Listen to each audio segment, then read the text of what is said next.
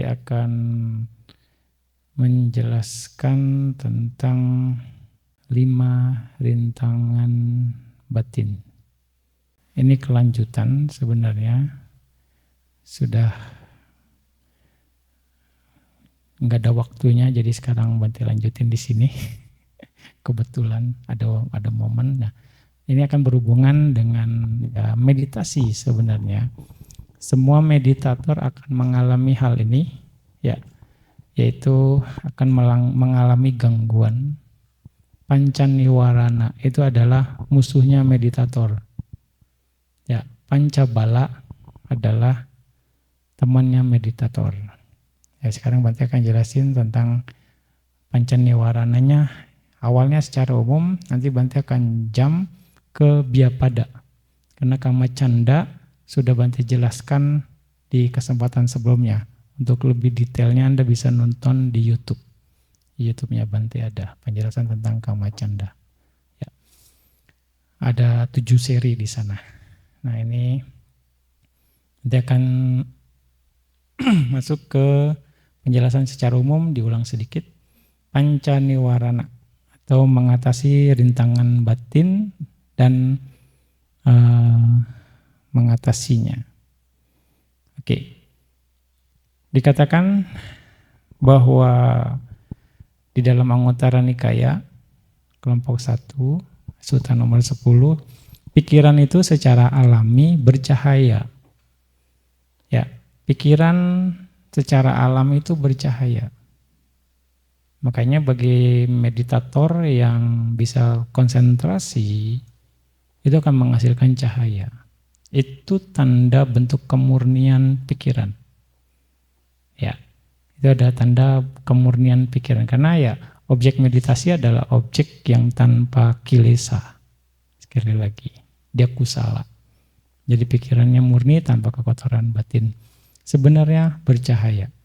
Tetapi karena dicemari oleh tamu berupa kekotoran batin, kilesa, ya, dan rintangan batin dianggap sebagai pencemar atau ketidakmurnian batin yang menghambat kecemerlangan pikiran, menyebabkan pikiran menjadi gelap dan tidak bermutu. Jadi gelap. Nah, gelapnya itu karena kabut kilesa. Gelapnya itu karena tertutup oleh kekotoran batin. Kekotoran batin secara umumnya adalah loba, dosa, moha. Secara garis besar. Tapi kalau di breakdown banyak banget. Anak turunannya banyak. Ya, cicit cucunya, cucu cicitnya itu banyak.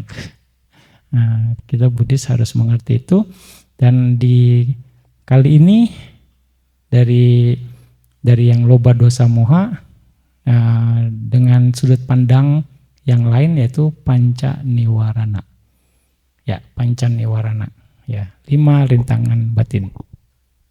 Dirusak oleh rintangan batin, pikiran menjadi tidak lunak, tidak patuh, tidak bersinar, rapuh, dan tidak mampu berkonsentrasi dengan baik dalam menghancurkan kotoran batin. Bagaikan emas yang dicemari oleh pencemar yaitu besi, tembaga, timah, timbal, dan perak. Dan ini dalam Samyutta Nikaya kelompok 5 sutta nomor 92. Ya. Jadi ya nggak patuh, pikirannya jadi nggak lunak, kaku, tidak patuh, tidak bersinar, rapuh, malas lah, udah nggak berhasil, capek lah, gitulah, aduh, ya itu jadi rapuh, aduh nggak bisa konsentrasi nih, gitu kan, nah itu jadi rapuh sebenarnya. Nah itu yang akhirnya itu karena kilesa, nggak bisa konsentrasi dengan baik dalam menghancurkan kekotoran. Jadi bagaikan emas yang dicemari oleh 5 pencemar yaitu besi, tembaga, timbal, timah, dan perak. Ya, kira-kira seperti itu. Masalahnya adalah ini. Masalahnya adalah kekotoran batin kita. Ya, kalau Anda ingat, berarti jadi teringat makhluk pertama di dunia, di alam semesta ini, di kehidupan ini, alam manusia itu adalah makhluk dari alam abasara, ya, dari alam Brahma. Mereka meninggal lalu terlahir sebagai manusia yang saat itu masih bercahaya dan mereka bisa terbang, melayang dengan penuh cahaya cemerlang. Karena mereka secara alamiah meninggal secara berkelompok dan mereka pun lahir, artinya jadi manusia berkelompok.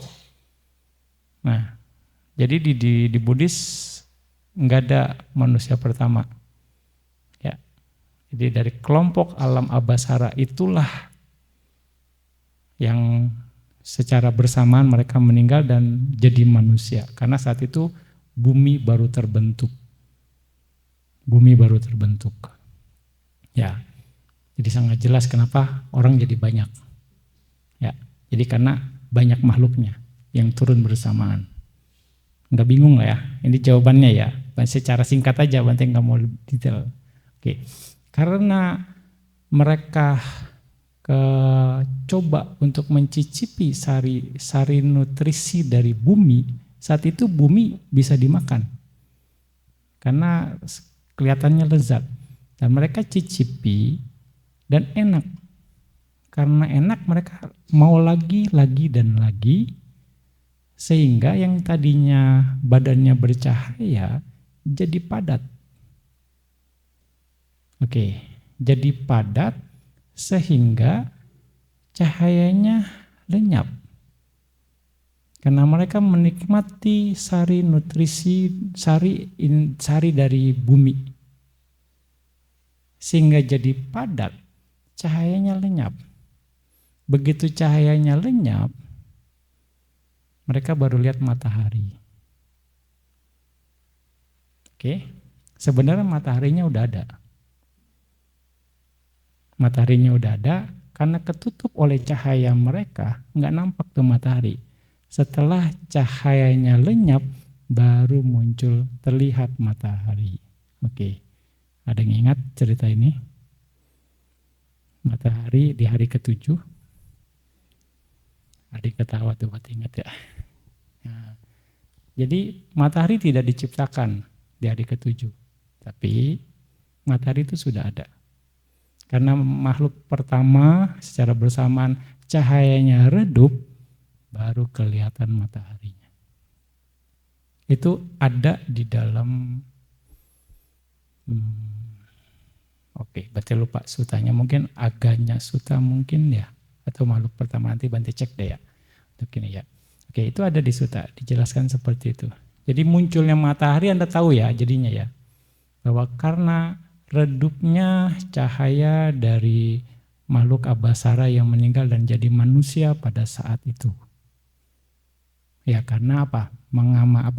Mereka menikmati karena kekotoran batinnya ya membuat badannya jadi padat sehingga cahayanya lenyap.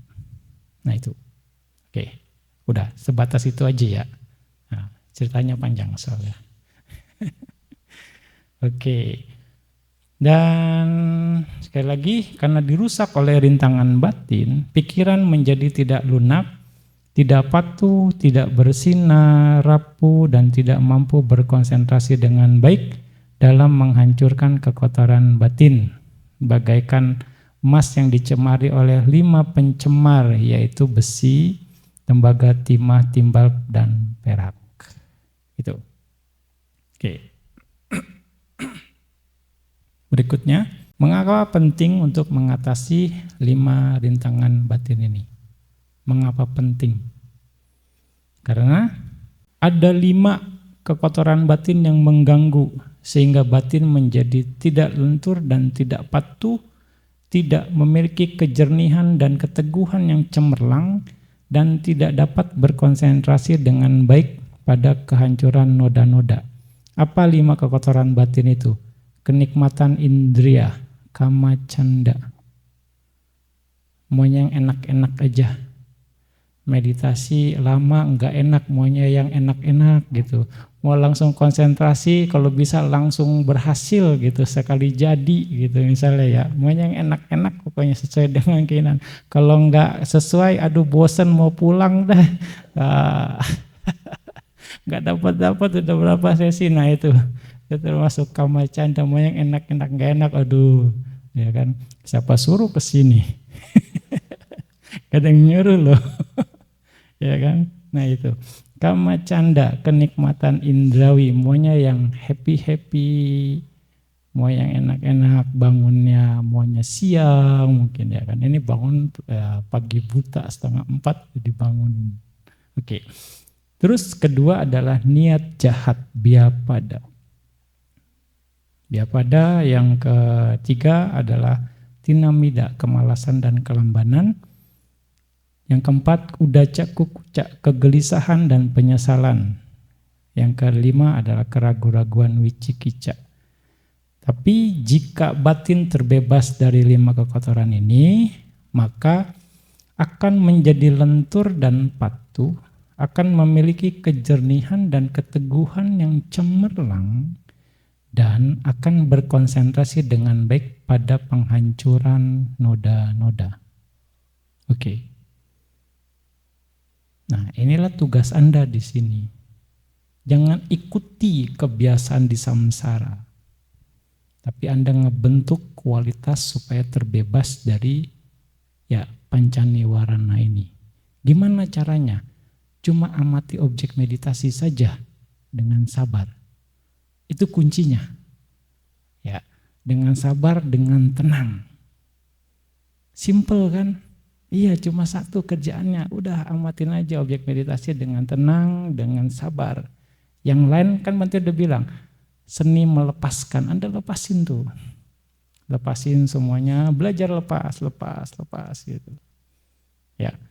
Keadaan apapun yang dapat dicapai oleh kemampuan mental yang lebih tinggi yang dituju oleh seseorang, ia akan memperoleh kemampuan perealisasian dengan mudah setiap kalinya jika kondisinya terpenuhi. Apa kondisinya yang membuat semuanya bisa tercapai? Kalau terbebas dari pancaniwarana. Oke, mungkin kita nggak bisa lepas sepenuhnya dari pancaniwarana, tapi minimal saat ini kita terkendali. Saat ini kita terkendali dari 5 pancaniwarana ini. Dengan terkendali artinya kita tidak menambah potensinya saat ini. Nah, itulah cara kita menghancurkan saat ini. Potensi yang sebelumnya ada. Kita nggak bisa hindari. Kita punya potensi di masa lampau yang sudah punya, sudah berkerak. Tapi jangan nambah keraknya lagi saat ini. Ya, itu prinsipnya. Saat ini Anda coba untuk terus di objek meditasi Anda dengan semangat, dengan tekun, dengan penuh keyakinan, tanpa gelisah. Nah, Anda bangun lagi saat ini. Present moment di sini. Jangan badan di sini, pikiran di rumah. Nah, ya, pokoknya present momentnya di sini, di Megamendung. Nah, terus latihan. Karena apapun dibilang di sini di Anguttara Nikaya buku 5, keadaan apapun yang dapat dicapai oleh kemampuan mental yang lebih tinggi yang dituju oleh seseorang, ia akan memperoleh kemampuan perealisasian dengan mudah setiap kalinya jika kondisinya terpenuhi. Bertahap memang, sekali lagi. Enggak ada yang tiba-tiba, perlu latihan. Lagi, dan lagi. Makanya repetition is necessary. Pengulangan itu diperlukan. Coba lagi. Jangan pernah menyerah untuk mencoba. Ya, pantang menyerah. Oke, di situ. Nah, kira-kira ini adalah pancaniwarana ya. Kamacanda, biapada, tinamida, udaca kukuca, wicikica. Ini adalah musuhnya bagi para meditator. Oke, Bante lanjut ke yang tadi Bante bilang tentang biapada. Biapada atau niat jahat. Ini sinonim dengan dosa. Ya. Dia pada atau niat jahat dikatakan ill will. Ill will, terjemahan Inggrisnya niat jahat. Ya, ini adalah kelompok dari dosa. Nah, Sang Buddha memberikan perumpamaan untuk menggambarkan niat jahat. Jika ada air sepanci yang dipanaskan di atas api, air mendidih dan bergejolak, seseorang dengan penglihatan normal saat melihat ke dalamnya tidak akan dapat mengenali dan melihat bayangan wajahnya sendiri dengan baik. Slide nomor 46, Chan. 46. Ya. Tidak akan dapat mengenali dan melihat bayangan wajahnya sendiri dengan baik. Demikian pula ketika batin seseorang dikuasai oleh niat jahat. Ya, Anda bisa bayangkan air mendidih kan bergejolak. Dia kan nggak akan bisa melihat ke bawahnya karena mendidih. Jadi dia nggak akan peduli mau dibilang. Ya. Demikian pula ketika batin seseorang dikuasai oleh niat jahat, dikalahkan oleh niat jahat, seseorang tidak dapat melihat dengan benar jalan keluar dari niat jahat yang telah muncul. Lalu dia tidak dapat memahami dan melihat dengan benar kesejahteraannya sendiri, kesejahteraan orang lain, atau kesejahteraan keduanya. Istilah umumnya nih, bodo amat deh, selon. Ya, bodo amat. Yang penting terpuaskan. Nah, yang penting terpuaskan. Gitu. Sampai ya ketika bisa tersalurkan, terekspresikan, yang penting terpuaskan biar tahu rasa. Mereka nggak pikir panjang, ya kan? Nah itu. Jadi nggak pikir panjang bagaimana, yang penting sudah hajar aja dulu urusan belakangan, ya kan? Di sini. Jadi dia nggak akan bisa tahu itu benar atau salah, atau yang telah muncul, nggak bisa. Pokoknya diomongin juga dia nggak akan dapat. Ini dia tidak dapat memahami dan melihat dengan benar kesejahteraannya sendiri, kesejahteraan orang lain, atau kesejahteraan keduanya. Ini merugikan saya nggak? Udah nggak peduli. Ini merugikan orang lain nggak? Orang lain, orang yang misalnya dihajarnya. Ini bagaimana? Gimana keluarganya? Gimana ininya? Orang lain juga, keluarga kita sendiri, dia nggak peduli. Bodoh amat deh, keluarga kita terbebani atau enggak, ini atau enggak. Nah, udah nggak peduli pokoknya. Yang penting saya puas. Nah, di situ dia udah nggak peduli. Itu karena dosanya sudah menyelimuti. Ini ciri khasnya ya. Banyak seperti itu. Ya ujung-ujungnya sih menyesal. Menyesal, saya hilaf, saya nggak sadar. Selesai. Ya sudah. Konsekuensi didapat. Semua terbebani. Semua terbebani. Ya, itu akibatnya. Oke. Di situ tentang Byapada. Nah, di dalam Piyasutta lebih detail lagi, dosa itu seperti apa karakteristiknya. Dosa, kemarahan atau kekejaman batin disebut dosa, kebencian, hatred. Dosa tidak hanya kejam, tetapi juga mencemari batin. Ia tidak hanya liar dan kasar, tetapi juga depresif, yang mengakibatkan rasa rendah diri dan hidup dalam ketakutan. Jadi bukan cuma gaya preman lah, ya gaya preman, gaya jagoan itu dosa. Bukan cuma itu, tapi juga bentuk depresif yang mengakibatkan rasa rendah diri dan hidup dalam ketakutan. Semua itu termasuk dalam kategori dosa atau kebencian atau dendam. Ya, makanya Bante selalu bilang jangan takut berbuat baik, jangan malu berbuat baik, jangan ragu berbuat baik. Itu salah satunya, itu bentuk rendah diri. Ketakutan, kekhawatiran, keraguan, ya. Itu adalah bagian dari dosa. Ya. Semua itu termasuk dalam kategori dosa atau kebencian, ya, atau dendam. Secara singkat, ada lagi kesedihan, duka cita, ketakutan, depresi, kemarahan, dendam, menakut-nakuti orang lain dengan ucapan kasar, menyerang, merencanakan pembunuhan seseorang, semua ini adalah dosa. Ya, nakut-nakutin orang dengan berbagai cara. Makanya di Karana Metta Sutta kan jangan karena marah dan benci mengharap orang lain celaka. Kita ngancam, awas lu ya, tahu rasa nanti. Nah itu kan sering banget ya, biar tahu rasa ya. Itu adalah bentuk kebencian. Ya. Walaupun dia biar ngerasain gitu, walaupun itu edukasi, tapi ya itu adalah bentuk kebencian itu sendiri. Nah,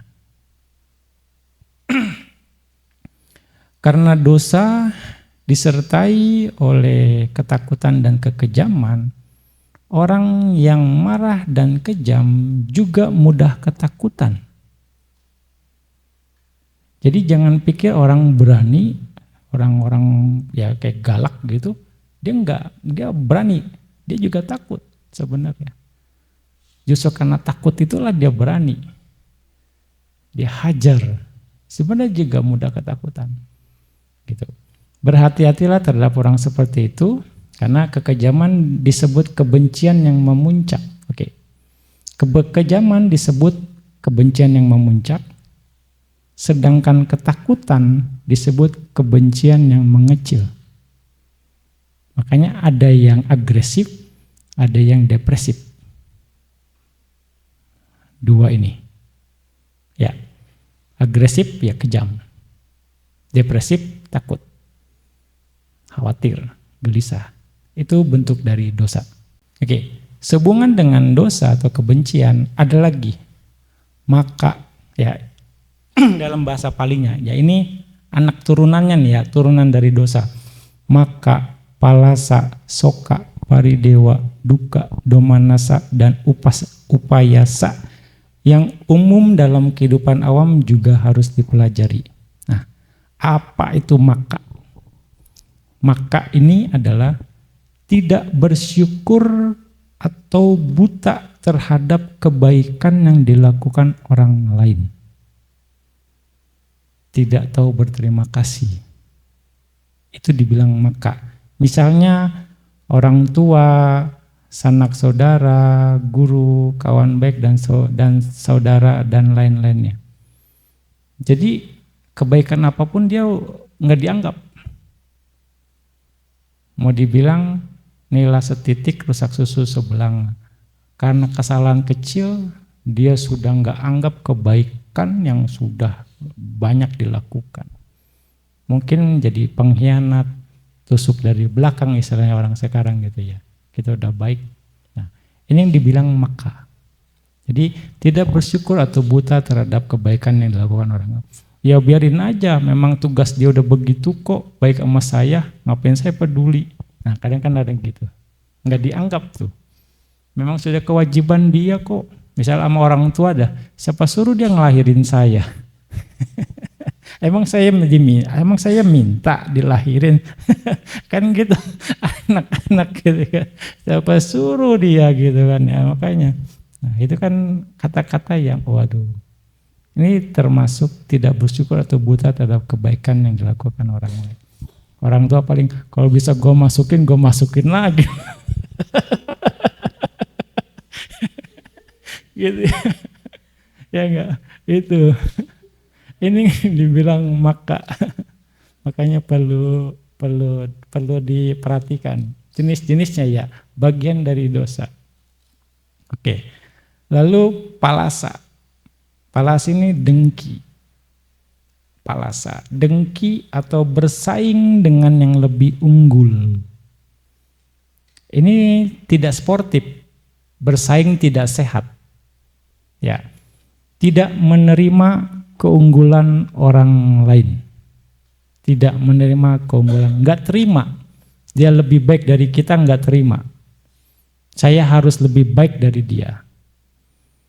Memotivasi jadi lebih baik, oke. Ya, menginspirasi untuk jadi lebih baik ketika melihat keberhasilan orang lain itu oke. Itu sportif. Itu plus. Tapi kalau tidak terima, masa dia begitu sih bisa? Saya masa nggak bisa? Oh, saya nggak mau kalah. Nah, itu negatif. Ya, dia aja bisa, masa saya nggak bisa? Saya nggak terima. Pokoknya dari data-data yang ada ini harusnya saya lebih unggul dari dia. Nah, ya, ini termasuk palasa, dengki atas keberhasilan orang lain. Itu palasa. Ya, palasa. Jadi bagian dari dosa. Ini hati-hati. Banyak yang kadang kondisi yang nggak bisa kita prediksi. Ya kan? Nggak bisa diprediksi seperti ini, tapi padahal data-data saya ini memenuhi syarat nih. Kok kalah sama dia? Aduh, pusing kepala nih.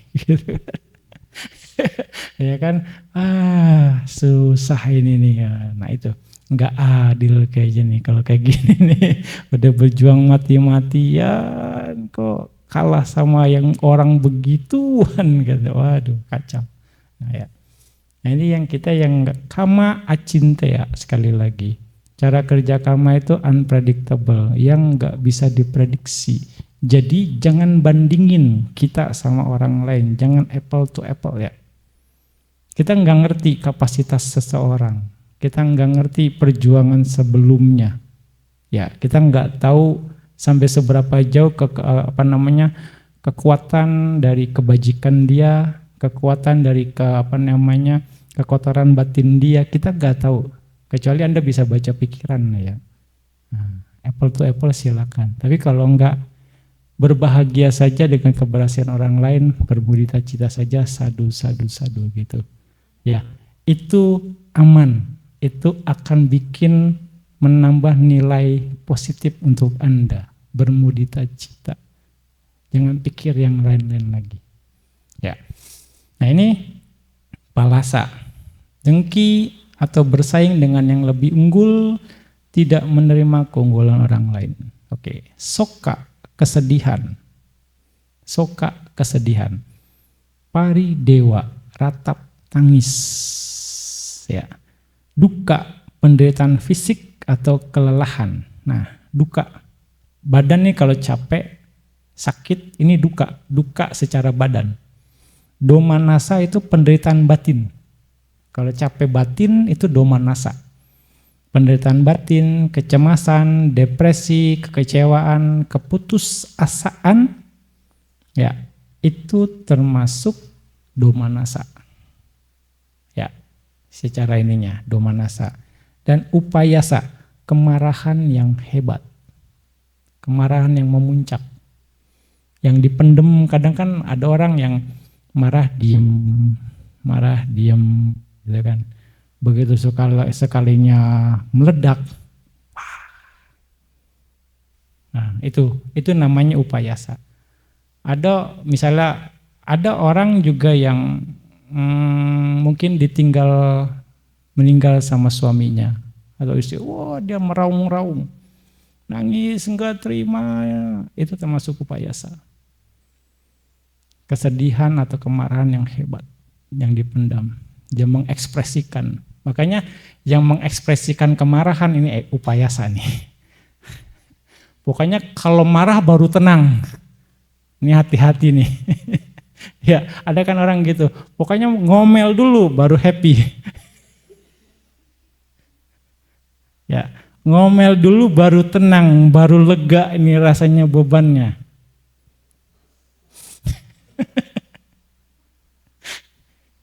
Oke. Ini banyak. Sorry.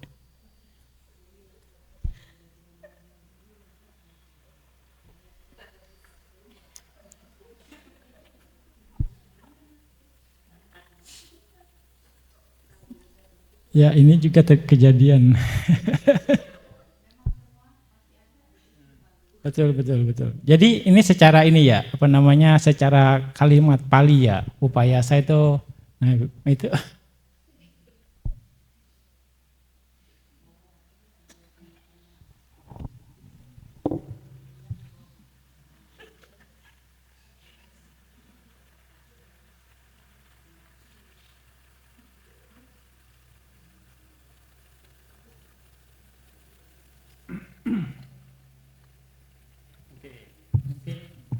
Rasanya setiap ngalamin dah ya, terutama sama sama mama kita deh ya.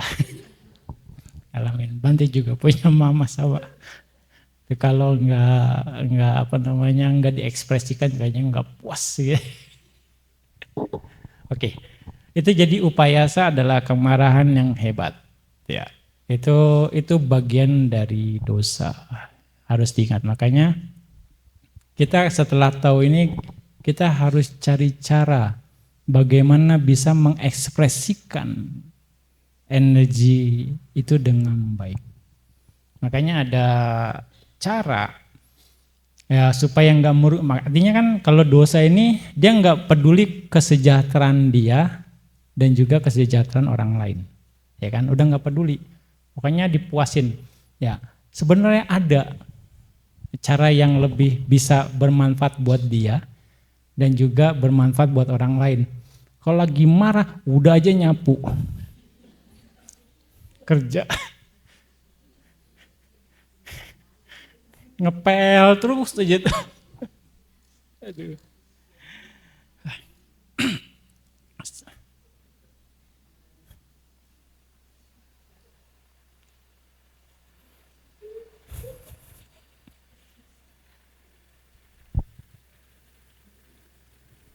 Karena Bante ada pengalaman pengalaman seperti itu. Satu apa namanya?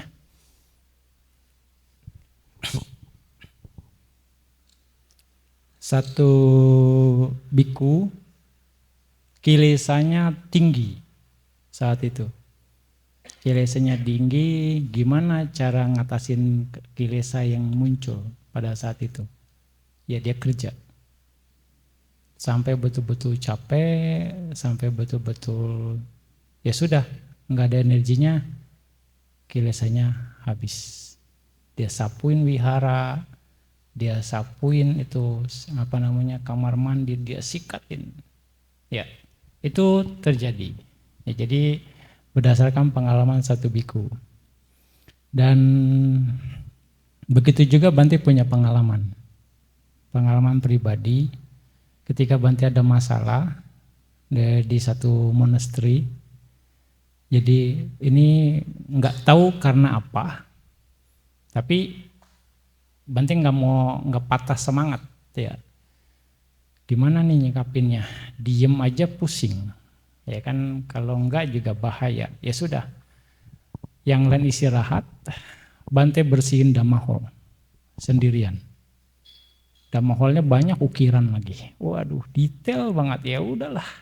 Sikatin pakai sikat gigi istilahnya kan udah 2 hari itu kerjain sendiri.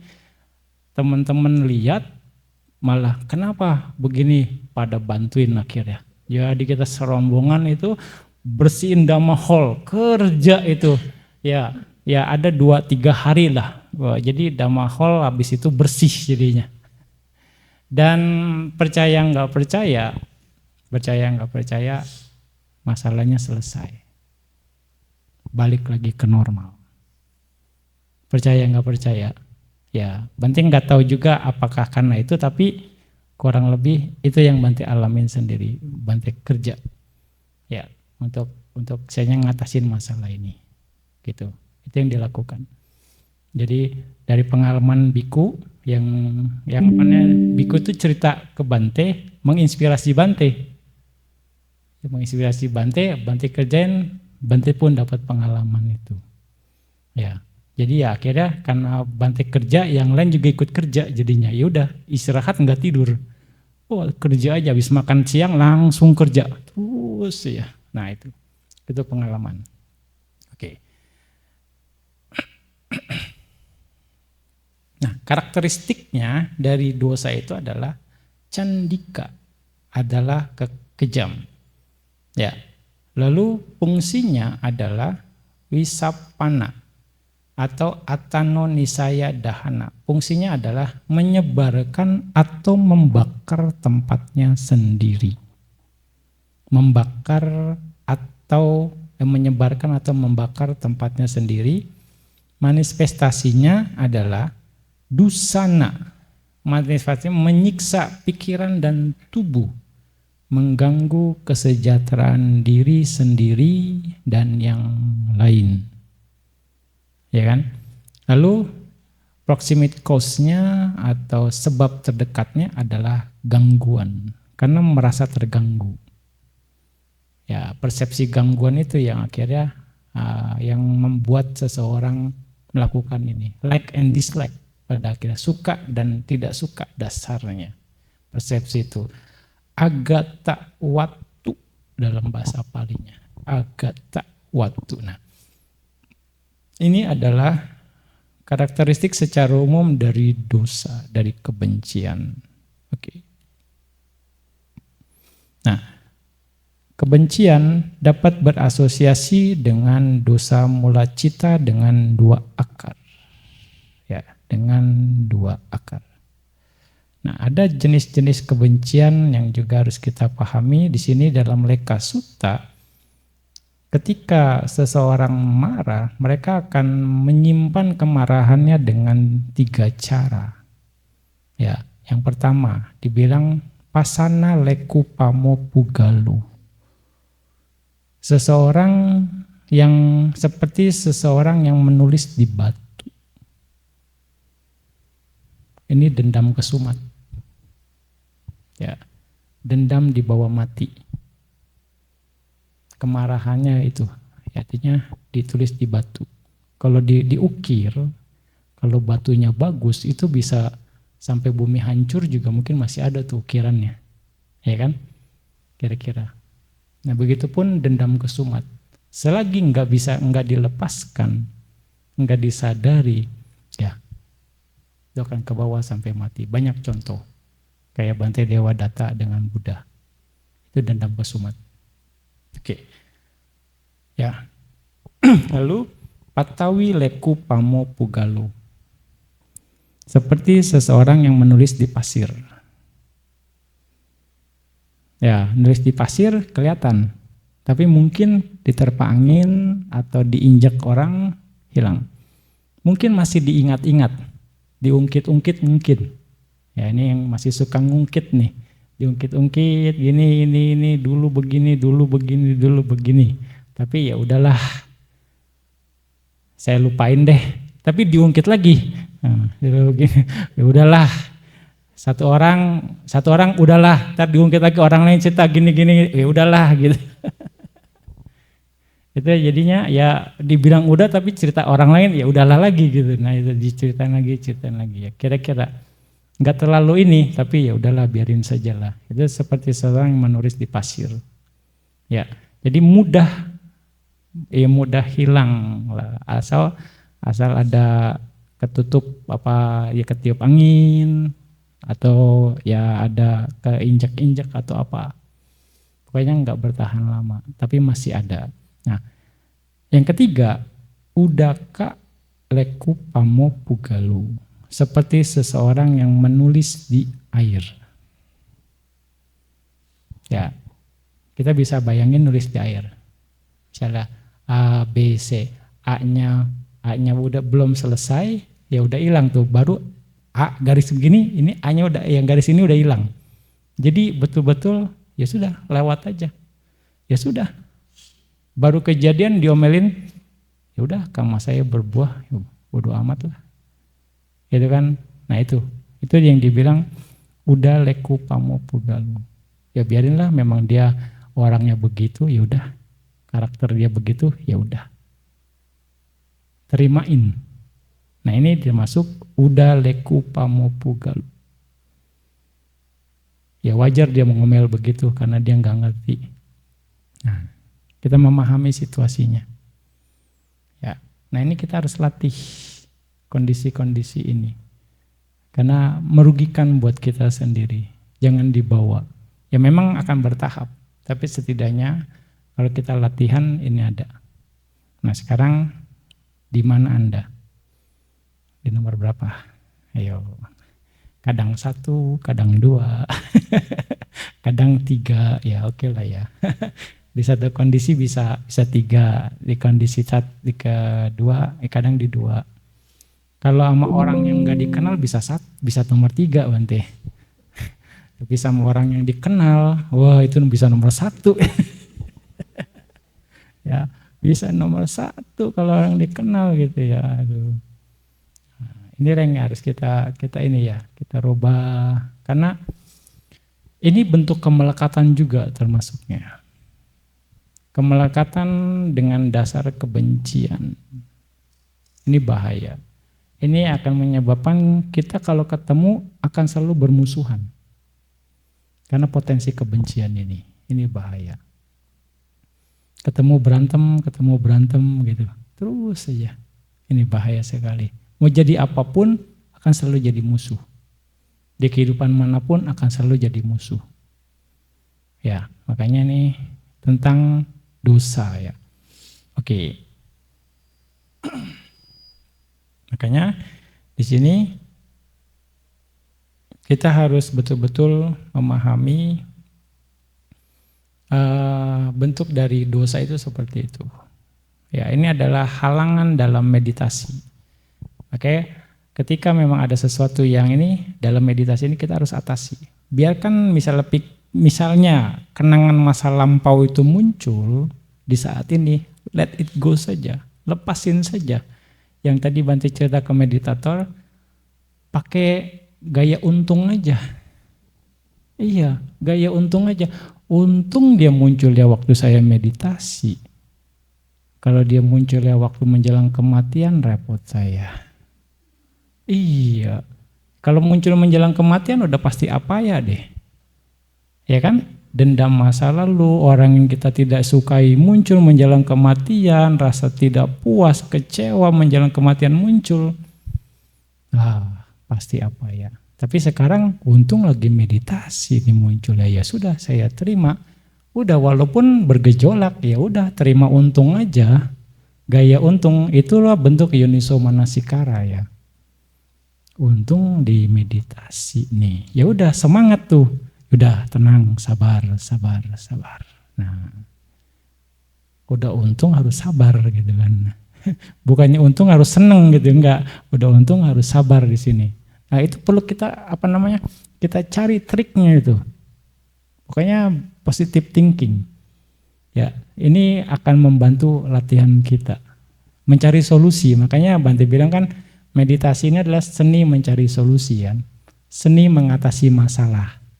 Bagaimana kita tetap semangat untuk bermeditasi, itu salah satunya. Dengan begitu kita akan mudah terbiasa mengatasi masalah-masalah dengan baik gitu. Oke. Kayaknya dari sini kita harus benar-benar melihat untuk memahami. Ya. Terkadang orang berpikir bahwa mereka telah menang. Ya. Namun mereka tidak menyadari bahwa mereka sebenarnya telah kalah. Dengan keyakinan bahwa mereka telah meraih kemenangan, mereka justru mengalami kerugian besar, bukan hanya dalam kehidupan ini, tetapi juga dalam siklus keberadaan atau selama di samsara. Dari sudut pandang duniawi, ya berhubungan dengan kebencian gitu ya. Hal ini mungkin terlihat seperti kemenangan. Namun dari sudut pandang Dhamma, ya seringkali itu adalah kekalahan. Kalau kita mengikuti ya kebencian itu sendiri. Kita marah, kita merasa paling besar gitu. Ya misalnya biar tahu rasa dia gitu ya. Kita pikir kita menang. Tapi dari sudut pandang Dhamma, ya kita itu adalah kalah.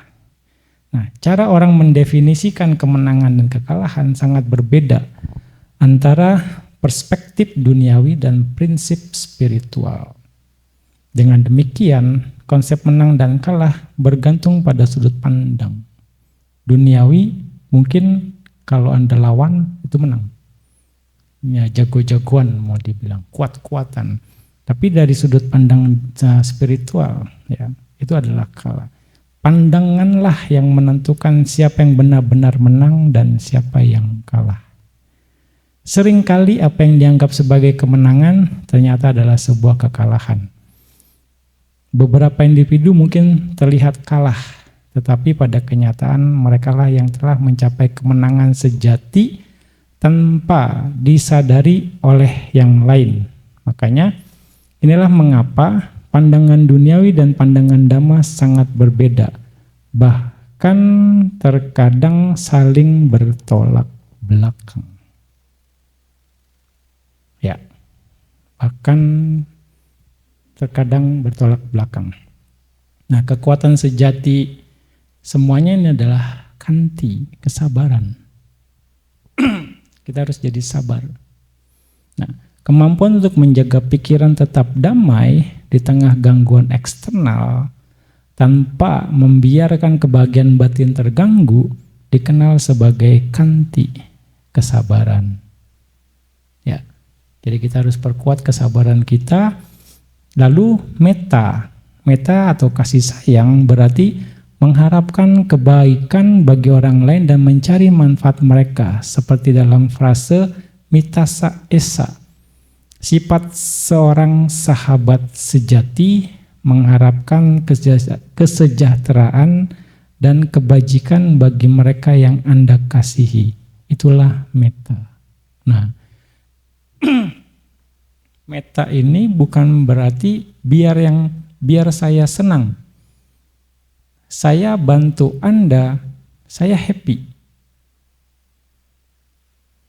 Nah, ini Anda berarti mengharapkan Anda bahagia.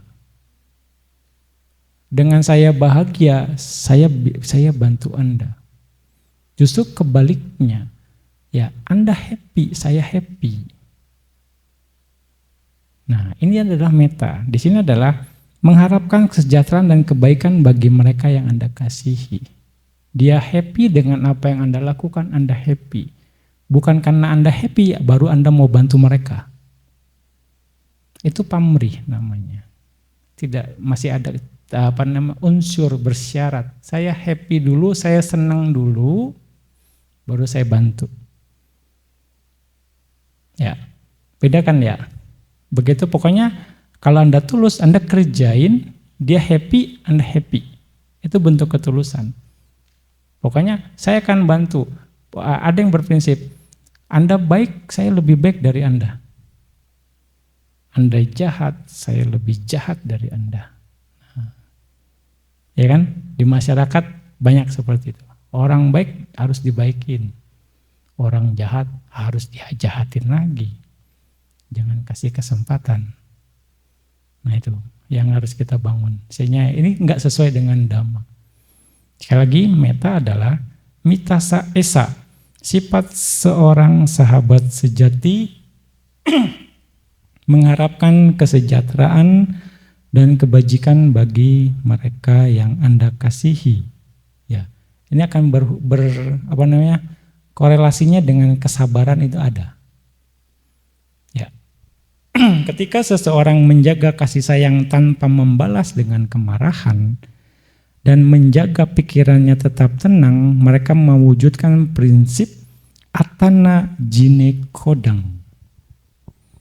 Orang seperti itu mengalahkan kemarahan bukan dengan kekuatan, tetapi dengan kesabaran dan kasih sayang.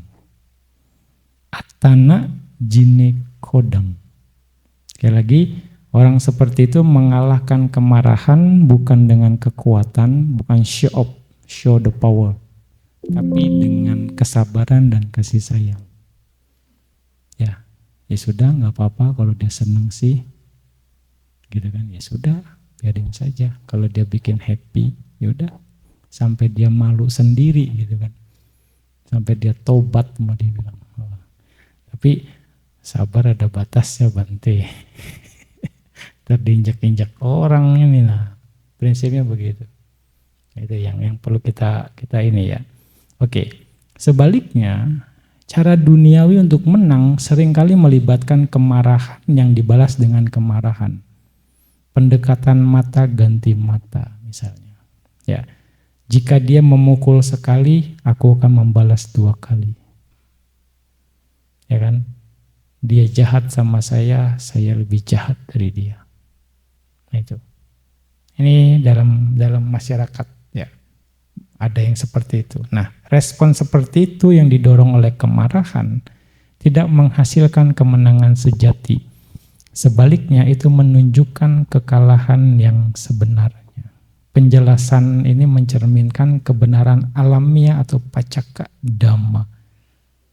Ketika seorang marah dan orang lain merespon dengan kesabaran dan kasih sayang, orang yang sabar itu menanggung kekasaran dari individu yang marah.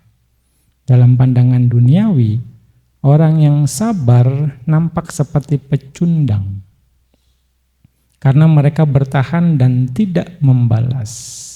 Sebaliknya, orang yang bertindak dengan kemarahan dianggap sebagai pemenang dari sudut pandang duniawi. Namun dari perspektif Dhamma, justru individu yang marah itulah yang benar-benar kalah. Sementara orang yang merespon dengan kesabaran dan kasih sayanglah yang menang. Ya, makanya mengalah bukan berarti kalah. Ya, mengalah karena kita bisa menerima dan memahami situasi dengan baik. Kalau saya balas, yang rugi saya dan dia.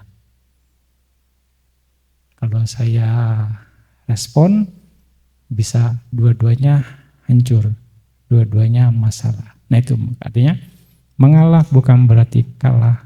Mengalah karena bisa menerima dan memahami situasi dengan baik. Sehingga kita akan bisa melangkah lebih baik ke depan. Kira-kira seperti itu. Nah, dampak dari kemarahan, dari sudut pandang Dhamma, orang yang marah itu akan kalah. Karena apa? 1, hatinya terbakar dengan kegelisahan. Yang kedua, mereka melakukan pelanggaran dari ucapan, ya, berbicara kasar dan menyakiti, perusa waca, ya, kata-kata kasar, kebun binatang, ya itu keluar pasti, ya kan? Kata-kata kasar yang lain-lain, ya toksik, ya, yang toksik itu pasti keluar dan tidak mampu mengendalikan kemarahan dan mereka meningkat ke pelanggaran fisik.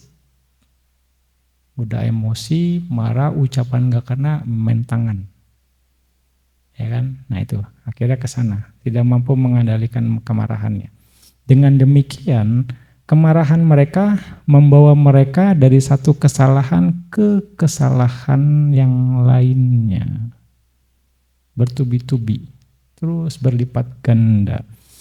Ya, kegelisahan dalam hati adalah kekalahan pertama.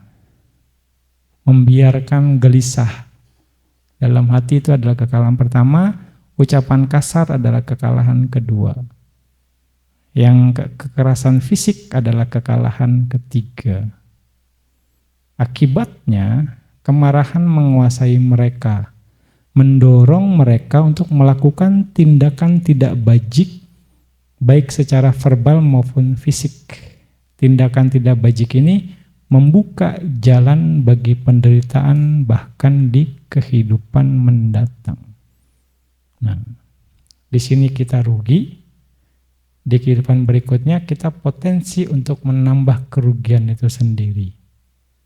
Untuk terus berlanjut penderitaannya. Pada akhirnya kemarahan mereka membawa mereka ke alam penderitaan seperti neraka.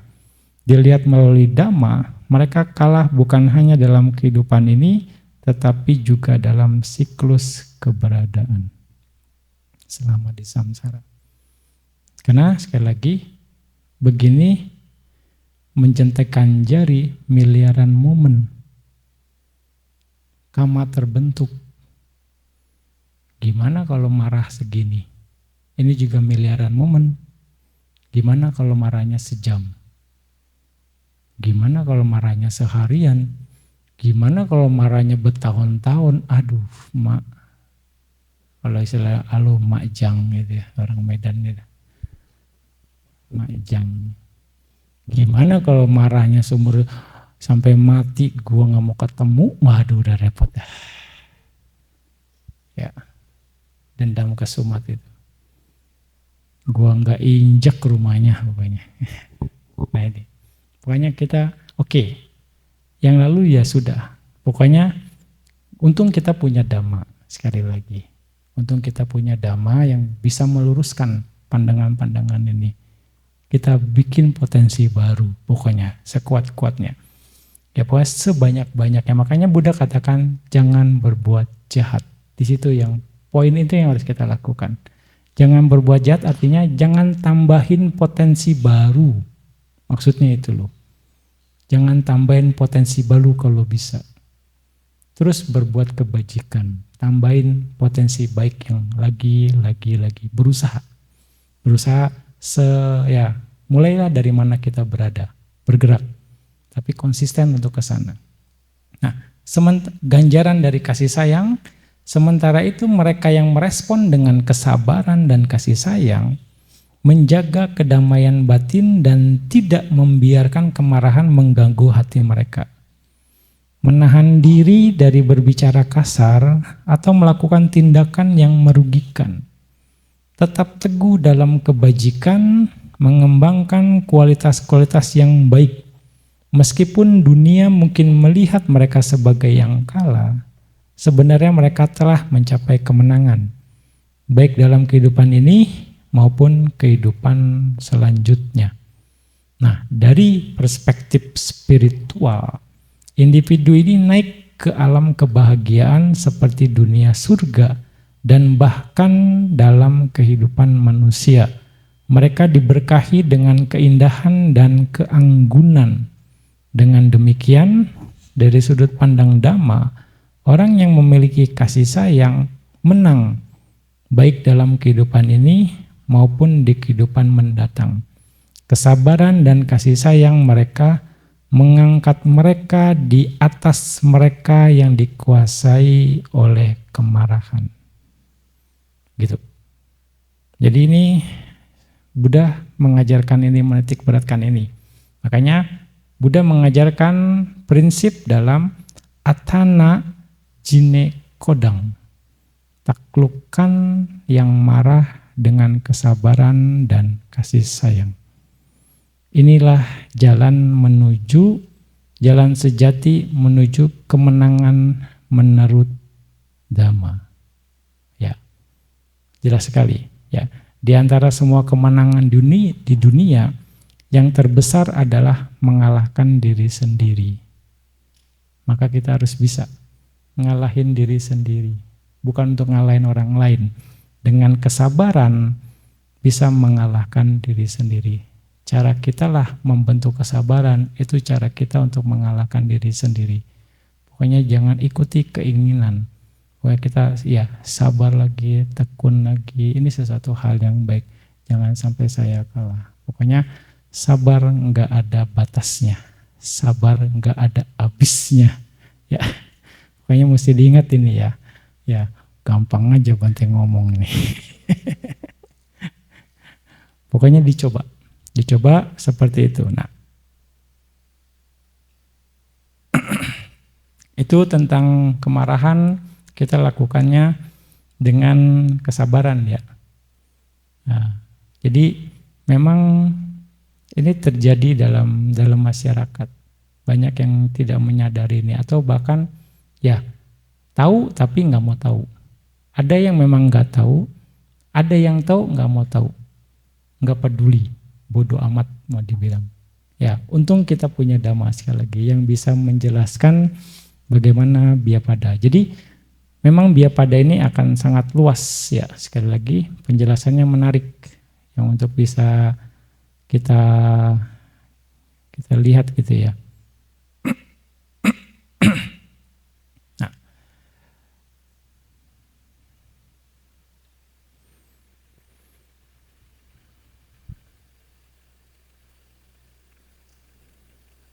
Nah, karena sekali lagi Ketika biapada muncul, maka muncul dan di dalam batin seseorang, dan seseorang akan dikalahkan oleh biapada ini, maka seseorang tidak dapat melihat dengan benar jalan keluar dari niat jahat yang telah muncul.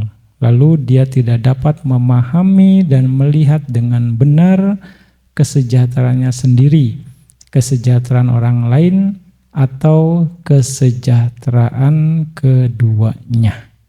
Ya, atau kesejahteraan keduanya. Dan itu akan sangat merugikan bagi kedua belah pihak. Ya, untuk bisa itu yang paling tepat adalah kita nggak perlu jaga orang lain. Ada satu cerita tentang akrobat, pemain akrobat. Jadi dia ada dua partner, gitu ya. Satu naik pakai bambu ke atas, lalu yang di bawah ngejagain. Lalu yang di bawah bilang, tenang aja, guru, saya akan jaga Anda di bawah. Gitu. Nah, tapi gurunya bilang, enggak boleh seperti itu. Itu tidak tepat. Ya, yang tepat adalah Anda jaga diri Anda di bawah, saya jaga diri saya di atas. Jadi masing-masing menjaga diri dengan baik. Itulah dengan begitu kita akan menjaga kedua-duanya. Kalau saya bisa menjaga diri saya dengan baik, Anda bisa menjaga diri Anda dengan baik, maka kita saling menjaga keduanya. Ya kan? Kadang kita berpikir kita mau jadinya jagain orang lain, padahal kita sendiri tidak kejaga. Nah, ini yang harus kita pahami. Jadi untuk bisa memahami ini,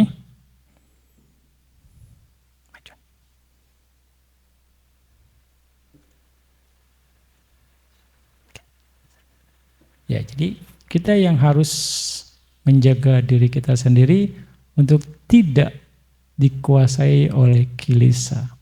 Makanya jangan pikirin orang lain dulu. Ini maksudnya. Ketika kita bisa menguasai diri sendiri, itulah bentuk penjagaan kita.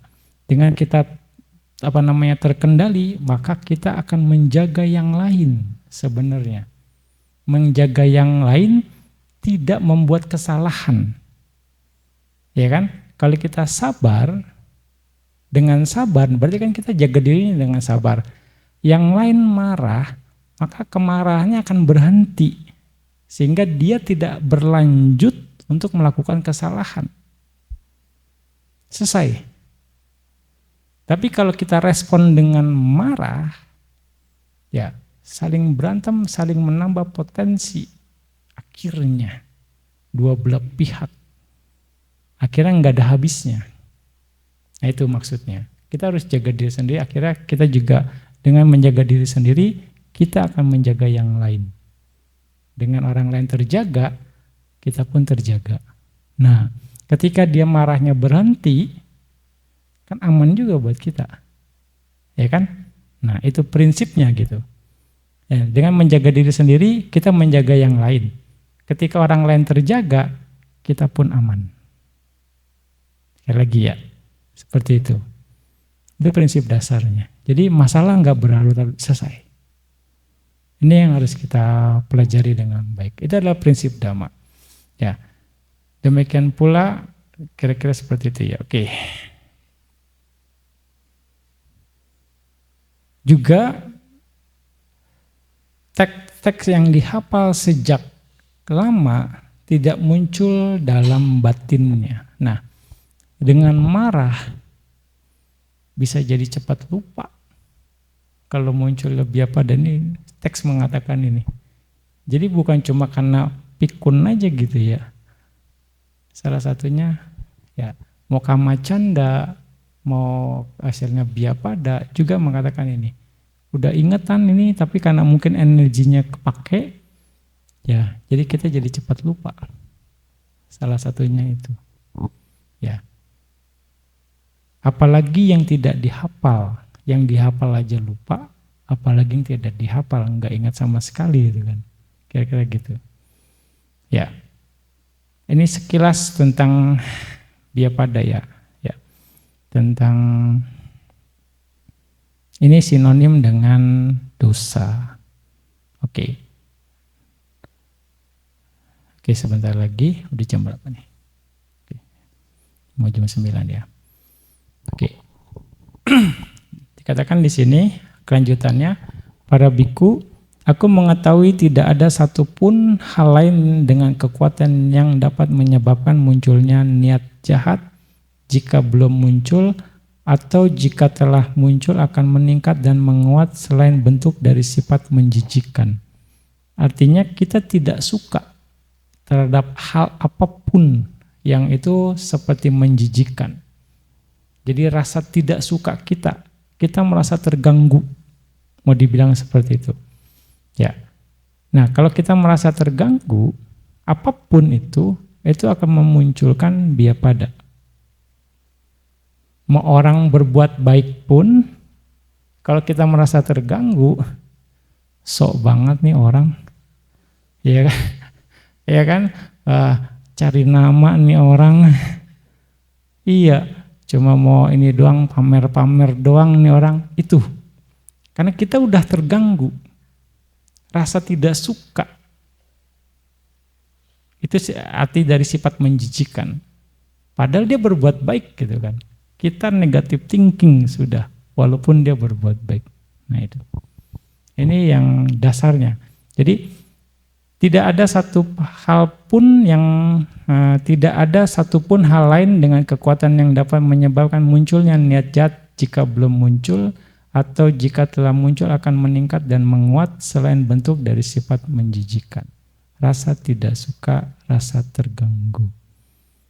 Oke. Bagi mereka yang memberikan perhatian tidak bijaksana atau ayuniso manasikara pada sifat menjijikkan atau rasa tidak suka atau rasa terganggu, maka niat jahat jika belum muncul akan muncul, atau jika sudah muncul akan cenderung menguat dan bertambah.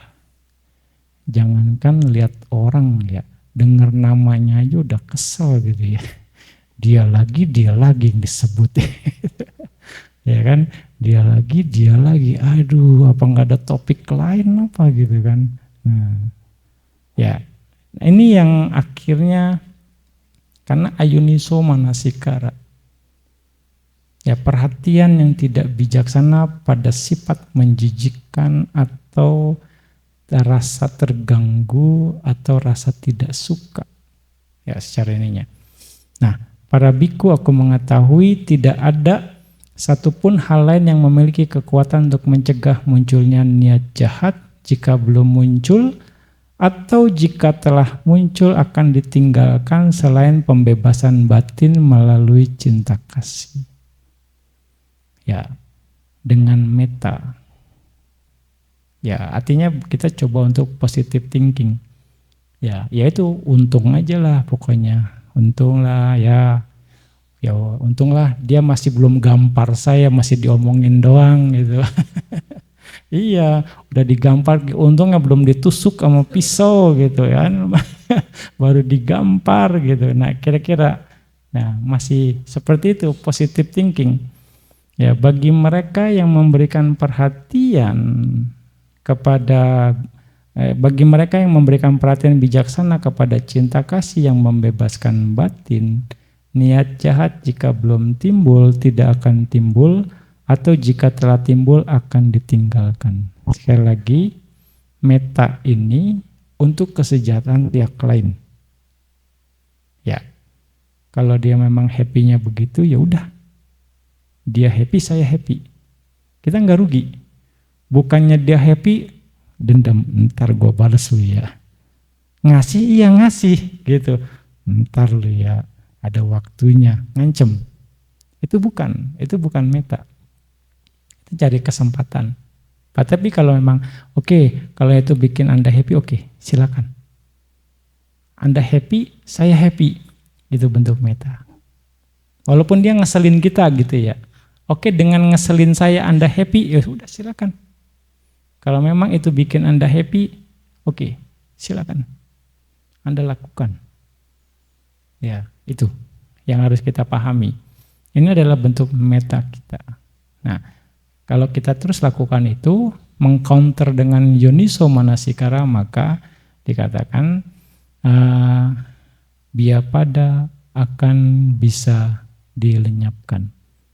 Ya, biapada bagi mereka yang memberikan perhatian bijaksana kepada cinta kasih yang membebaskan batin, niat jahat jika belum timbul tidak akan timbul, atau jika telah timbul akan ditinggalkan. Ya, ini bagian dari biapada. Oke, sekali lagi mungkin untuk malam ini sampai terang terakhir, para biku, ini adalah 5 cara mengatasi niat jahat. Setiap kali niat jahat tersebut timbul pada seorang biku, itu harus sepenuhnya diatasi, apa saja. Ya. Jika niat jahat muncul kapan saja pada seseorang, cinta kasih harus dikembangkan padanya. Belas kasih harus dikembangkan padanya. Keseimbangan harus dikembangkan padanya. Jadi meta, karuna, peka harus dikembangkan padanya, dan keadaan tanpa perhatian dan perenungan terhadap objek yang menimbulkan kemarahan harus dikembangkan padanya. Artinya di sini ya sudah, cuekin aja. Gitu, yoniso manasikara gitu. Nah, yang terakhir, keadaan tanpa perhatian. Oke, kesadaran akan fakta bahwa kama seseorang adalah milik dari dirinya sendiri juga harus dikembangkan padanya. Saya ketemu orang yang tidak saya sukai, itu bagian dari kama saya. Bertemu dengan orang yang tidak disukai, ya berpisah dengan orang yang saya cintai, tidak terpenuhi keinginannya, itu adalah duka. Itu adalah bagian dari kama saya. Ya sudah, saya terima ini dengan baik. Ya, tanpa harus bergejolak. Nah itu. Jadi ya balik lagi dari kama. Ya, dengan cara ini niat jahat akan teratasi pada orang itu. Memang benar, ini adalah 5 cara untuk mengatasi niat jahat. Dimanapun itu muncul pada seseorang biku, itu harus diatasi sepenuhnya. Ya, Buddha mengajarkan ini. Jadi sekali lagi, bukan misalnya benci dibalas benci. Ya udah, kuat-kuat aja. Ya sampai seberapa jauh sih kira-kira? Ya asal jangan colek saya aja gitu ya. Asal lu nggak ganggu gua nggak ganggu lu, istilahnya gitu ya. Nah itu yang akhirnya akan menyimpan potensi. Suatu saat ketika waktunya matang, ya selesai. Akan terjadi konflik. Kira-kira begitu ya. Oke, nanti Bante akan lanjutkan kesempatan berikutnya, bagaimana keadaan tanpa perhatian dan perenungan terhadap objek yang menimbulkan kemarahan harus dikembangkan. Jadi bersikap cuek atau artinya dengan yoniso manasikara itu sendiri, dan juga bagaimana dengan kesabaran. Prinsip dari kesabaran itu seperti apa untuk mengatasi kemarahan ini. Oke, untuk malam ini cukup dari Bante untuk pembukaan dari Pancaniwarana tentang biapada. Semoga menambah jelas bagaimana kita memahami biapada yang sinonim dari dosa. Dengan begitu kita bisa lebih waspada, kita lebih mengetahui dan berusaha untuk tidak menambah muatannya. Semoga dengan apa yang Bante sampaikan bermanfaat untuk Anda dan untuk kita semua, dan sedikit banyak akan bisa memperkuat kita untuk mengikis kekotoran batin sehingga kita terbebas dari penderitaan. Sadu, sadu, sadu. Oke.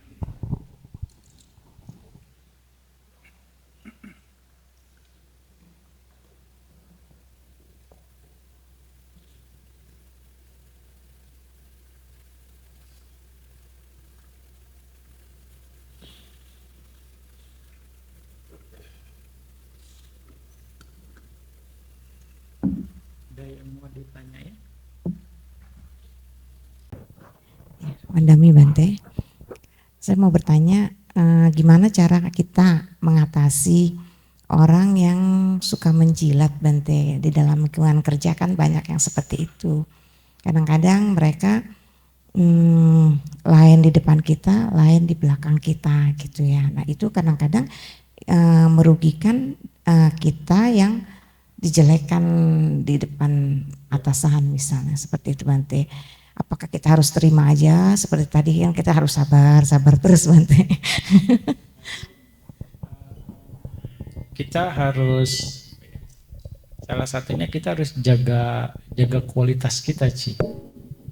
Jaga kualitas kita, jaga kinerja kita supaya nggak ada celah. Nah ini yang harus juga kita tunjukkan potensi kita, kapasitas kita, sehingga ketika dia bicara seperti itu, misalnya atasan kita ngerti cara kerja kita, rasanya nggak mungkin seperti ini karena memang kapasitasnya oke. Nah itu salah satunya kita tunjukkan kredibilitas kita loh. Nah, memang orang seperti itu ada, yang seperti ya Maka itu sendiri bisa aja kan dia jadi pengkhianat lah atau bagaimana, kita udah baik sama dia gitu kan. Nah ini yang, kalau yang penting kalau kita nggak bikin salah, rasanya tidak ada masalah gitu ya. Itu satu poin. Jadi berdasarkan kinerja. Tapi begitu misalnya kinerja Anda dengan baik tetap tidak dihargai dengan ini, dengan atasan Anda, ya berarti atasan Anda pun bermasalah secara ininya. Nah itu lingkungannya toksik sudah. Ya balik lagi, itu karma Anda ada di lingkungan itu. Ya nggak lepas kan. Nah, tinggal bagaimana Anda menyikapi itu dengan sabar. Selagi ya pokoknya ya dengan sabar. Tapi kalau memang ya dengan kinerja Anda yang memang oke, rasanya nggak perlu takut. Ya jadi ya udah jangan pedulikan. Nanti juga biarkan waktu saja yang menjawab. Kita nggak perlu klarifikasi atau bagaimana. Nah itu juga ya Bante teringat sih dengan yang Buddha lakukan. Buddha difitnah, Buddha dihina, ya karena kasus cinca, karena kasus Sundari, itu dihina, difitnah, membunuh, difitnah, menghamili cinca. Tapi Buddha nggak lawan, Buddha nggak klarifikasi, Buddha nggak tunjukin power untuk berkuat-kuat, padahal Buddha punya. Itu karena Buddha sadar bahwa karma buruknya harus Buddha terima, walaupun seorang Buddha. Diterima karma buruknya dengan sabar. Sehingga waktu dibilang sama cinca, kan, ya kamu senang-senang dengan saya, sudah berbuat tapi tidak mau tanggung jawab. Gitu kan? Nah, Buddha cuma bilang, ya memang kebenaran itu yang tahu hanya saya dan Anda saja. Gitu. Nah, Buddha coba ngikutin alur dia. Ya, tapi Buddha mau menyatakan kebenaran bahwa yang tahu benarnya cuma saya dan Anda. Saya benar, Anda bohong, gitu. Ya kan? Nah, biarkan saja ya, yang tahu yang benar itu saya dan Anda saja. Berdua. Memang benar. Nah, ketika Buddha menyatakan itu, kursi Dewa Saka panas. Ya kan? Kursi Dewa Saka panas dan akhirnya Dewa Saka turun tangan tuh. Berubah jadi tikus gigit yang ininya cinca. Nah, artinya biarkan dhamma yang bekerja, biarkan kebenaran yang bekerja, semua pasti akan ada jalannya. Nah, gitu kira-kira. Ya begitupun juga di kasus Sundari. Sundari pun Buddha dan Sangga dihina, difitnah karena sudah membunuh Sundari yang sedang hamil, sudah dihamilin terus dibunuh pula. Akhirnya semua masyarakat di situ ngeban, ngeblok Sangga dan biku Sangga saat itu. Jadi mereka pindah patah pun gak nyaman. dihina, dicemooh, pokoknya nggak nyaman sekali. Sampai murid-muridnya Buddha, saya Bante Moggallana, apa saya perlu balik bumi ini, saya keluarin gitu ya, sarinya saya makan, yang itu biar saya masukin lagi, kata Bante Moggallana. Nggak perlu, jangan. Ada lagi Samanera, saya tunjukin kekuatan Buddha, begini-begini, nggak perlu. Biarkan saja, sabar saja. Kita nggak perlu klarifikasi, kita nggak perlu gimana-gimana. Sampai pada akhirnya pembunuh Sundari mabuk di satu kedai. Mabuk, dia ngoceh, ngoceh, kedengeran sama orang kedai, pemilik kedainya itu. Dilaporin ke pengawal raja laporin ke raja. Akhirnya itu ditangkap, akhirnya ditanya, diinterogasi, bukan Buddha yang melakukan itu, ternyata disuruh oleh petapa yang lain, sehingga petapa itu ditangkap dan diarak di keliling kerajaan sambil ini ternyata pembunuhnya. Semenjak itu Buddha dan Sangha lebih dihormati lagi. Jadi nggak perlu keluar tenaga untuk klarifikasi. Akhirnya masyarakat lebih respek sama Buddha. Ternyata Buddha menjaga kualitasnya. Kita yang salah ya, masalah di situ. Masalah buat mereka yang berbuat salah pandang sama Buddha. Pada akhirnya mereka lebih respek sama Buddha. Nah, itu apa? Karena Buddha punya kualitas, sekali lagi. Makanya kita yang jaga kredibilitas kita. Kita yang jaga potensi baik kita. Kalau kita potensi baiknya ada, rasanya aman-aman saja. Mau orang bagaimanapun juga. Ya, itu mungkin berlaku buat semuanya ya, kira-kira.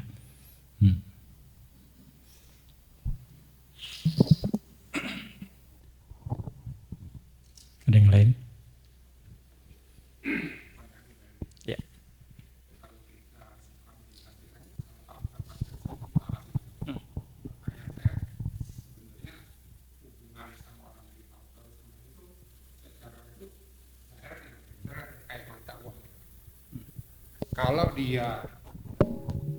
Kalau dia misalnya pancaundaranya oke, berarti kan meditasinya bisa berantakan.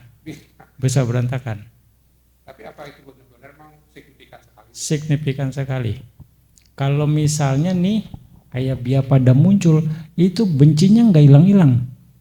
Yang trauma masa lalu itu muncul lagi terus. Di tahapan samatha mungkin kita bisa lawan.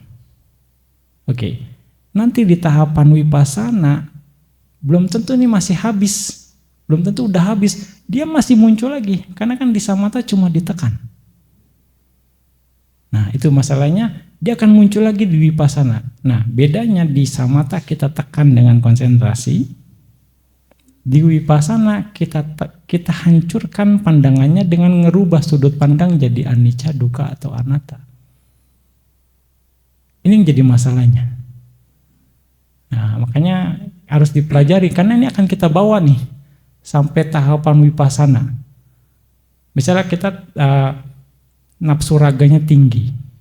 Ya di samatha pun banyak yang seperti itu mengalami nafsunya tinggi.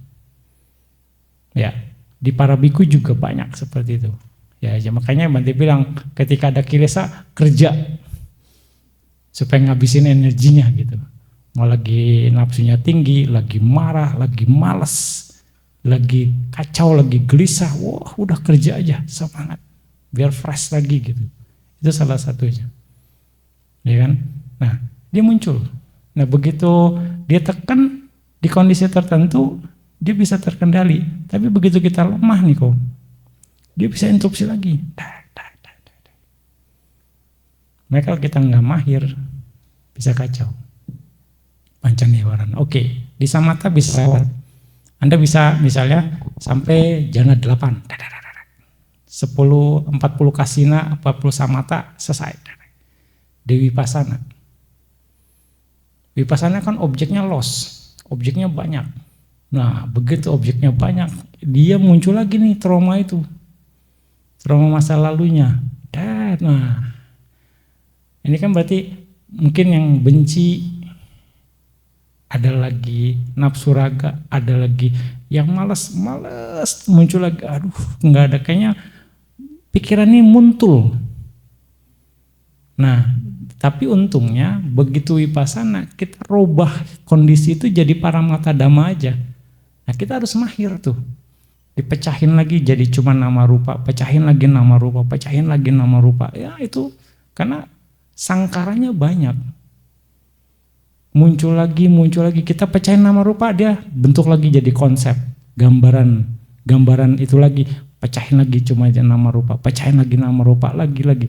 Itu bisa seharian. Bisa seharian kita bisa habis energinya. Karena kan di loss diamatin saja kita. Itu bisa berhari-hari bisa. Bisa seminggu juga bisa. Itu capek sekali. Makanya begitu capek, begitu vipassana, masuk lagi ke jhana. Kita refresh lagi di jhana. Sampai seger, baru mulai lagi. Dia muncul lagi. Nah, dia muncul karena apa? Potensinya kelewat banyak. Potensinya udah berlapis-lapis nih. Ini yang jadi masalah. Udah kedalon kalau mau istilah ya. Potensinya, nah begitu potensi ini kita akan rubah dengan pandangan yang benar. Sehingga orang benci, apa yang harus dibenci? Cuma nama dan rupa saja, apa yang harus saya benci? Akhirnya kan punya persepsi yang benar kita. Akhirnya persepsi benar ini yang akan masuk, tersimpan kan? Tersimpan. Nah, semakin banyak persepsi benar yang kita bangun, mungkin persepsi benar ini akan interupsi di antara itu. Sehingga nanti mudah kita mengurai ini semua. Sehingga kita akan lebih enteng nantinya kerjaan berikutnya. Berikutnya lebih enteng, akhirnya memperkuat persepsi anicca, dukkha, dan anatta itu sendiri pada akhirnya. Semakin enteng, semakin memperkuat. Lagi. Kira-kira gitu Pak Yanto. Kerjanya masih panjang ini kita. Ya makanya ya Pikir Bante, kalau kita udah membebaskan itu nanti kita udah langsung sotapana. enggak, iya ini memang benar sotapana, tapi harus lewatin vipassana dulu. Betul, bisa, tapi harus vipassana dulu. Samatha ada dinamikanya, vipassana ada dinamikanya. Itu dua situasi yang harus kita sikapi dengan cara masing-masing. Masalah pancara itu kan menu hari-hari kita. Makanya Bagaimana kalau kita nggak menu hari-hari itu bensin kita nggak jalan. Makanya jangan nambahin lagi udah. Itu maksudnya yang kata Bante bilang, jangan berbuat jahat saat ini, jangan nambahin keraknya kalau bisa. Nah itu yang harus kita jaga. Itu kalau bisa kan Bante. Ya siap konsekuensinya loh, ya kan? Ya harus lebih keras lagi ngatasin keraknya. Itu konsekuensi. Silakan saja. Kayak berapa apa. Ya, iya. Itulah kondisinya ya. Pokoknya balik lagi semua pilihan di kita. Bagi sudut pandang duniawi dan spiritual akan berbeda. Bagi seseorang yang memang mau spiritual, yang serius di spiritual, ini harus dipertimbangkan. Kira-kira gitu ya. Makanya Bante mau jadi biku kok. Salah satunya itu kok. Salah satunya. Lebih ringan. Ya kan? Lebih ringan. Setidaknya. Kebuang setengah. Setidaknya. Oke.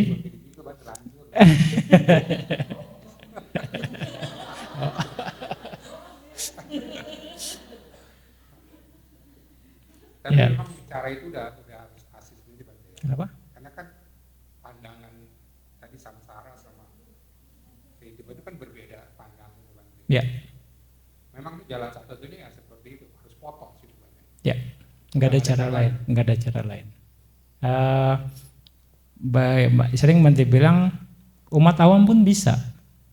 Umat awam pun bisa, banyak di zaman Buddha pun umat awam berhasil dalam mengatasi ini. Tapi umat awam kerjanya lebih keras. Kerjanya lebih keras dibandingkan samana, mau dibilang. Putarannya lebih keras ya. Kalau ya Bante bandingkan, umat awam itu kayak roda bearing kecil kan. Kalau samana itu roda beca, mungkin diameter ya semeter, diameternya semeter sama bearing cuma segini kan. Ya Ko Joko diameter berapa Ko Joko kalau bearing? Kira-kira 5 cm ya, 5 cm sama 1 meter ya kan. Muter 10 meter aja kalau roda beca 10 putaran doang, gelinding 10 meter. Bearing ini bisa ratusan, artinya kerja keras. Itu masalahnya, itu bedanya. Itu bedanya. Gitu. Ya, konsekuensi tapi bisa. Nanti pun umat tahu nyampe juga 10 meter, bearing juga nyampe gitu. Tapi putarannya harus lebih cepat, lebih banyak. Ya kan? Itu aja sih. Konsekuensi semua pilihan. Ada konsekuensinya. Jadi biku semua terbatas. Ya konsekuensinya itu, semua terbatas, semua dipagerin gitu. Umat awam bebas ya. Bodoh amat terserah mau gimana juga. Ya, balik lagi. Ya. Oke. Sadu.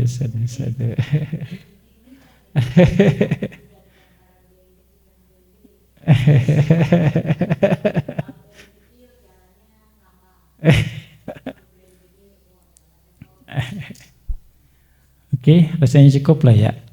Udah jam ya, 9:30. Oke. Oke.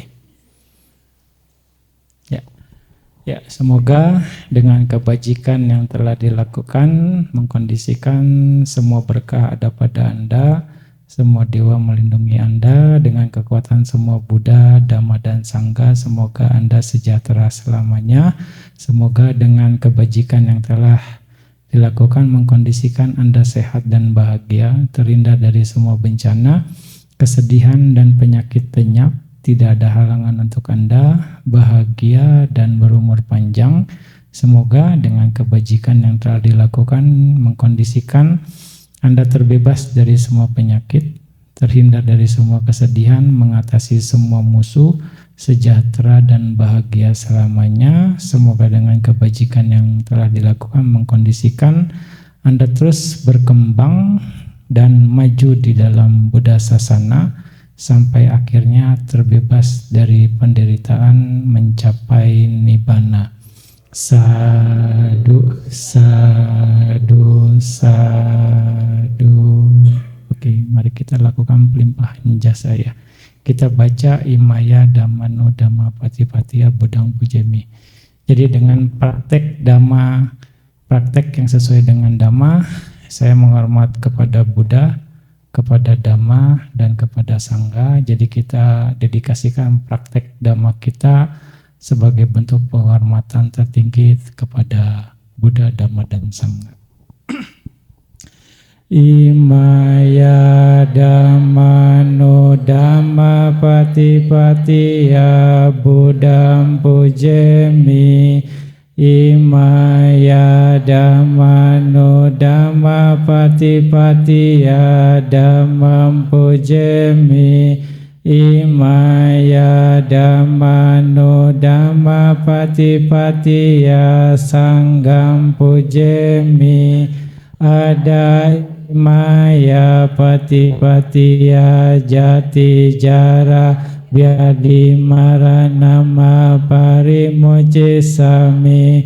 Idame punyama sawakaya wahang hotu. Idame punya nibbana sapacaya hotu. Mama punya bagan sabasatanam bajemi. Tesa beme samampunya bagala bantu